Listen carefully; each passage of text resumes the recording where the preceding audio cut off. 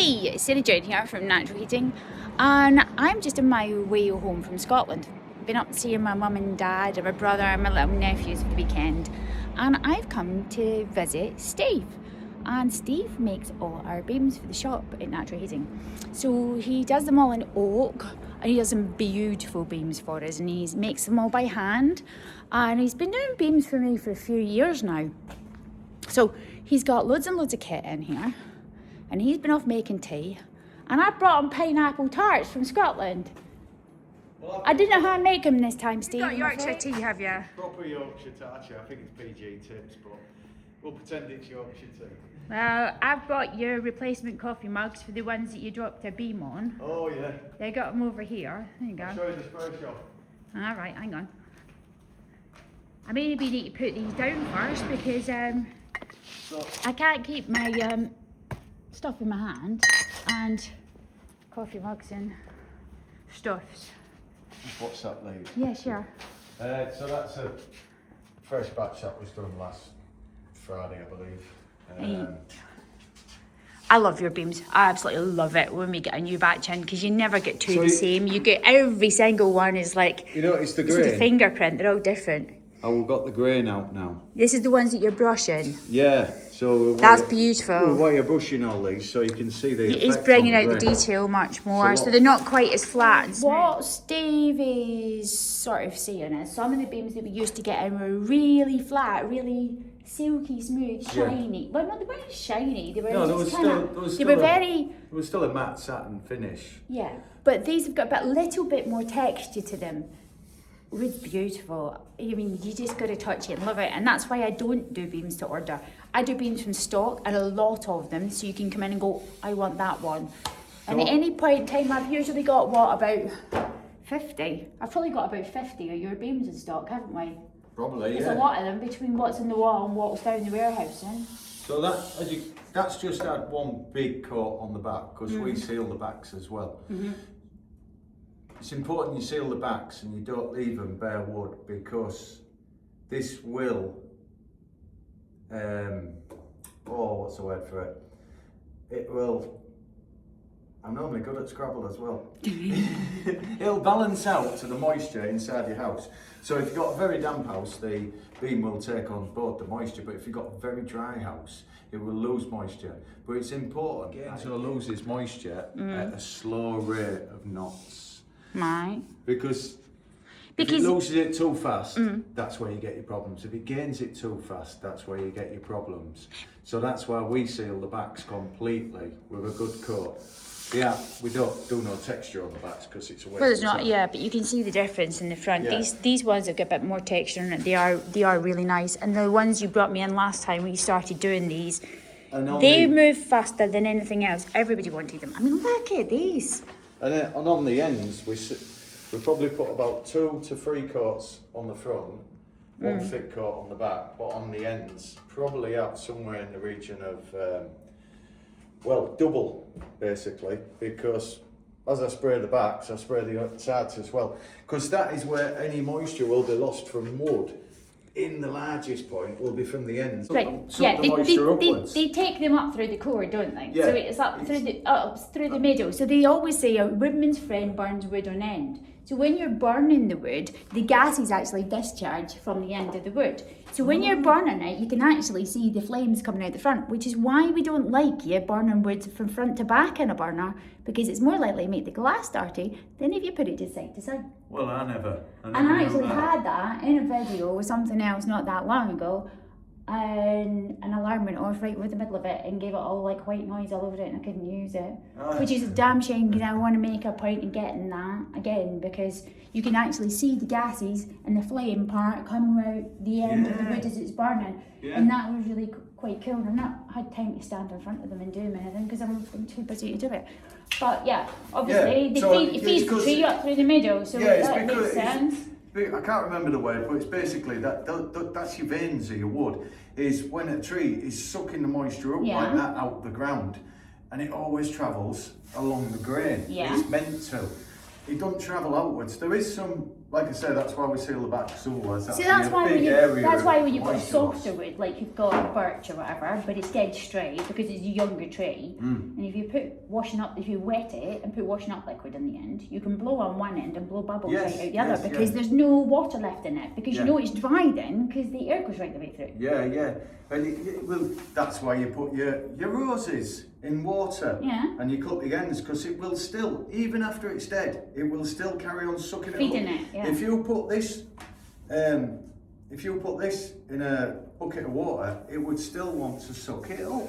Crazy. It's dead, but it's always alive. Yeah. Well, It's a living piece of wood.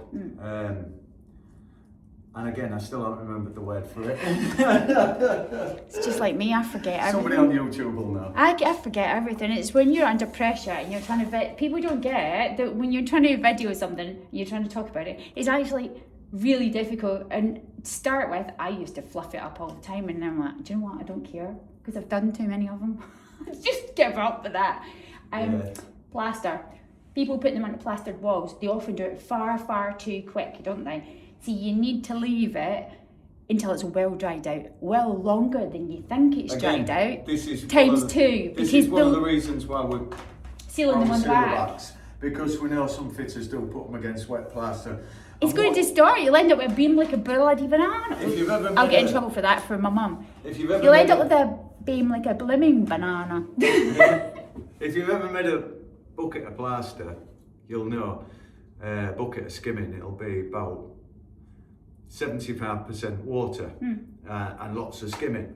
Now when that goes on the wall, that plaster's got to dry, that water's got to disappear, and it'll disappear out. And if that beam's next to it without the sealed back, it's going straight in there. And then what it's going to do, when you put your fire on, once it's got all nice and wet, your fire's going to dry it out. And it's going to bore, crack or twist or tort. So we give it a fighting chance through sealing the backs, but yes, best off waiting until it's fully dry. I bet it's really quite cool. Layers upon layers of layers. It looks like coral, doesn't it? That's all your varnishes and stuff that's built up. That's probably about an inch thick in places. Yeah. You can see he does a lot of spraying in here. It looks like coral or whatever in the butt. It's all built up all crusty. It does break off after. You can see the floor. Sooty chimney, but it's not sooty. It's not dirty even in your hands because it's all primed. You can see the floor where it's all covered in away. primer and stuff. Oh, that you mean the layers? That's not slate. That's not stone. That's resin or whatever off the wood. That's lacquer. Lacquer, yeah. That's just, and then every now and again it breaks off. So Is it shellac? It's a 2-pack lacquer. Oh. It's a cellulose lacquer. Heat and spirit resistant being the word, but if you put an hot cup of tea on it, it won't mark, whereas if you used shellac, it would mark straight away. You get that ring stain straight away. Plus, you don't really spray that sort of stuff. It's too noxious, that. You look at the thing, every single piece of wood and every time you get them in, there's never two the same. And we get loads of people come in and go, oh, but I want a plain one with no cracks, or I want one with no knots, or I want one.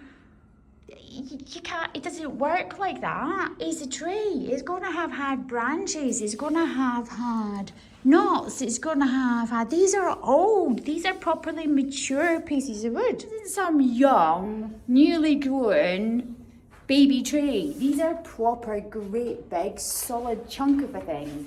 They're heavy. They're proper oak. I mean, they've got a character. They've got age. But you do some really heavy work stuff as well, don't you? All these are French oak. Nearly all of ours is English, French, or American. We do not get any Eastern European oak. If I get that, I send it back. But the American, I wasn't keen on the American, was I, at all? I don't think you gave me an American because the different colour when you stained it. Is that the ones that goes the American tends to... That's younger or faster growing, isn't it? So you don't get... But that kind of gives you the more smoother front finish, doesn't it? You can sometimes not get as many knots, whereas the slow growing English, French oak, which isn't deliberately grown for speed, it can have a lot more knots than American oak. But it's a lot more expensive, American and French. Whoops. So when were these sprayed? These were last week's, did you say? Yeah, or some of last week's? Last Friday. Well, we're on Bank Holiday Monday at the moment. Yeah. And poor Steve, I've dragged him in on his Monday holiday off. Way back down from Scotland going, Steve, please, can I come and have a look on the way back? Because I need to be back in work tomorrow, and given I'm coming back down the country, I mean, it comes in for ages anyway, so why not? Once upon a time would have been on the piss. Apart from the fact that I don't drink. But yeah, I know what you mean. I just drink tea or coffee. Right, so this colour here, we don't do so many of the dark ones. Most people like the light ones off of me. That's not your made, is it? I'll show you some colours. Yeah, we'll have a look at the colours because the colours are quite important. But you do get a lot of variances, and that is natural. So you have to realise that even if you order a specific colour, when it brings the details out, not every piece of wood is one colour. Right, okay, I'm coming. So that's what we call the Japanese, that one. I've had some of the Japanese ones, and the Japanese ones I had were pale though. That's your Japanese ones that I had before were light coloured with dark bits. Each one can vary. Well, it depends what colour stain you put on it as well. Oh, Steve, look at that. I love the ones with the big cracks and the big knots. Oh, that's cracking. Absolutely cracking. You can't help but want to touch them. Oh, I mean, every time I've ever had to be beam delivery, if you look back some of my Facebook videos, I think they're on there, I don't think they're on YouTube. Oh, it's like a surprise. It's like a box of chocolates every time he comes because you never know what you're going to get. It's just amazing. Well, it is, isn't it? It's just, I mean, look. I mean, Steve put his natural finish on these, so he naturally works all the edges so that every single one is different and dressed to the character of the piece. So he's picking out all the grain and the knots, and some of them are highly worked and other ones aren't. Oh, what? Yeah. I could have a field day in here in his place. An absolute field day. And I'm actually thinking maybe I need to change how I've got them in the shop to get the best out of them and do it something like yours. So we've actually got them rigged end on and possibly from both sides. Now you've given me an idea. Well, you could have them like sort of like that, and then you can just slide them out for the customer. Oh no, you can still slide them out that way, end on as well. That makes a lot of sense. But yeah, we've got the squarer beams here with a little bit more. Did this for a customer in Leeds because she wanted not so roundy on the edges. She wanted it more squarey sort of looking. So that had that bit harsher on the edges rather than the rounding that we normally do. Yeah. I mean, that's it. You just, everyone's different. You know, and why dress something like that out? You want to keep it in. Horses for courses, isn't it? I know. I mean, it's such a personal choice. It's much like fingerprints. It's like, which one do you like? So that's why it's such a personalised thing, because, you know, I've had customers in and they've bought beams off me before that used to buy them into order and go, I would really like one, that colour, that length, like this. And that comes in and like, oh, I don't like it. It doesn't look like what I thought it would. Honestly, it's a really personalised thing, they really should be picking them. And that's why I like having so many. Yeah, it definitely is. Oh, I could have a field day in here. But every single time I come and you bring me new batches in, I've got another favourite. And I have a favourite until I sell it, because I can't obviously have them all. And then I don't even want a beam I don't have a beam in my house because I've got cast iron surrounds. No, so, and we've gone really old and traditional, and the age of my God, look at the size of these. Jesus goodness. They're monsters. They're what? Well, these come from... They're not 8s, are they? No, they've got to be 10s. These have got to be 10. They are huge. Crikey, O'Reilly, they'll take a bit of hanging. Good Lord, they're heavy. Whoops. Good grief, they're heavy. I think this one's got a fixing kit on there. Oh, you'd need a fixing kit. Yeah, so you got... See, that's a massive chunk of a thing. So... You got these things that go in the back. They're what? 8 by...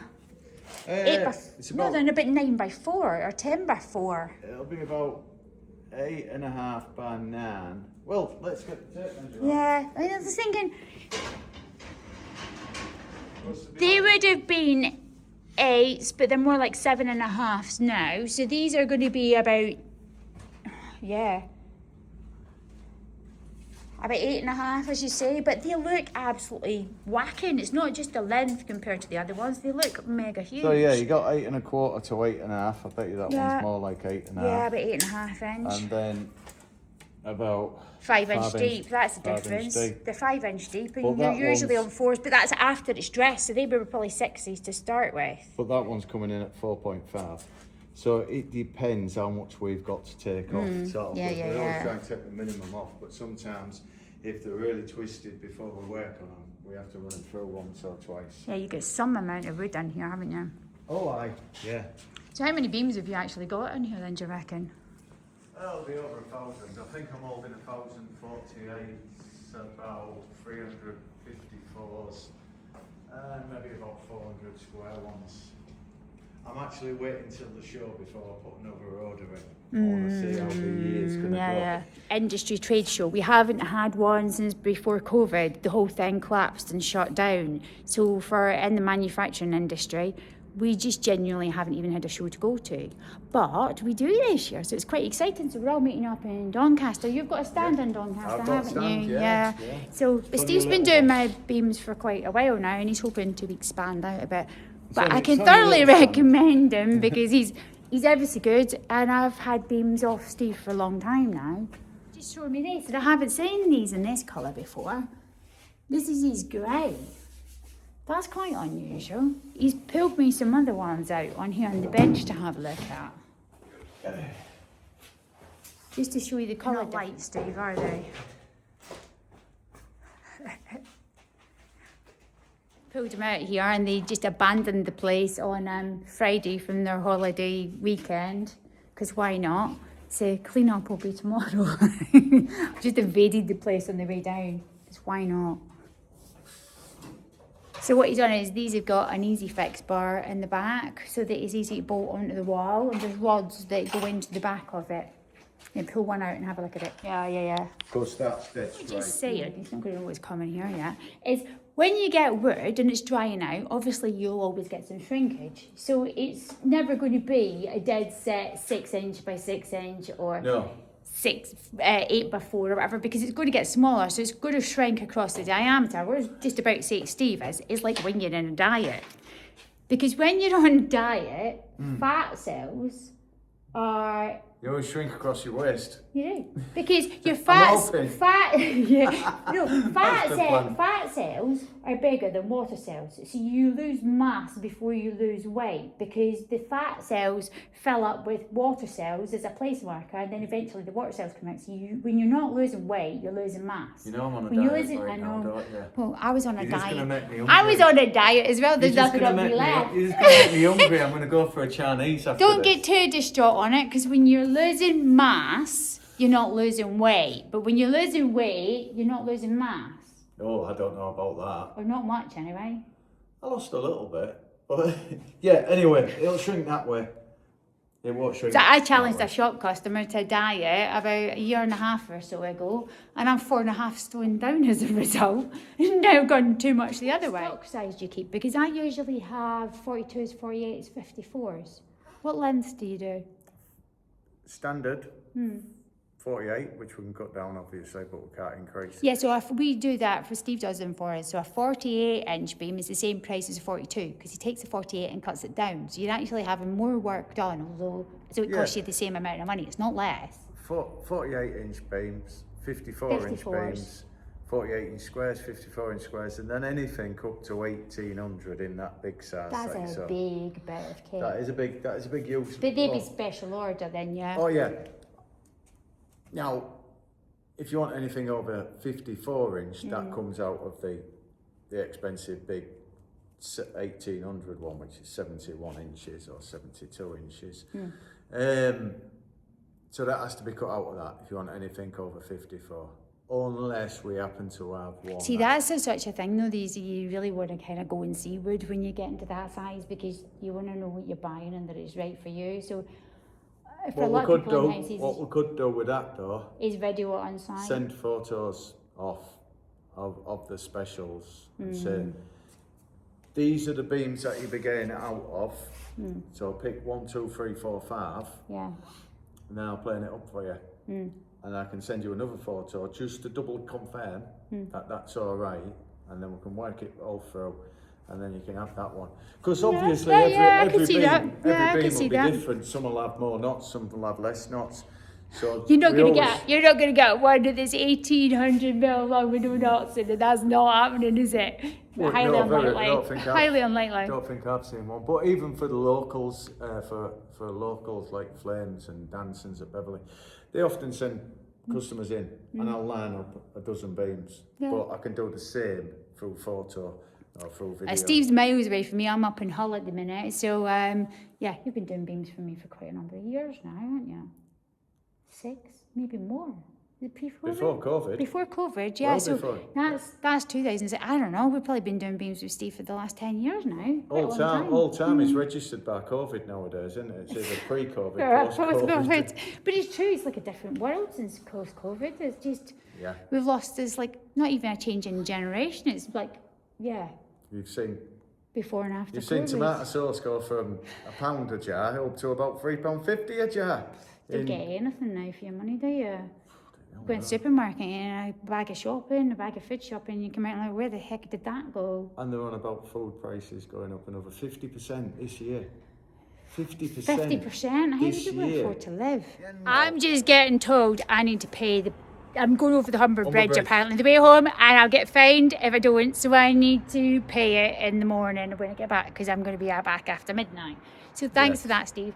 I will do a bit of a video when you bring the next lot of beams down, when we get the next beams in, when Steve brings me down my shelves, and you can see what he's made us. So. Well, hopefully in the next video I might have lost a few more pounds. Not bringing any more pineapple This is still a stone lighter. Right, okay, I better get home. So, night from the two of us, but we'll see you soon.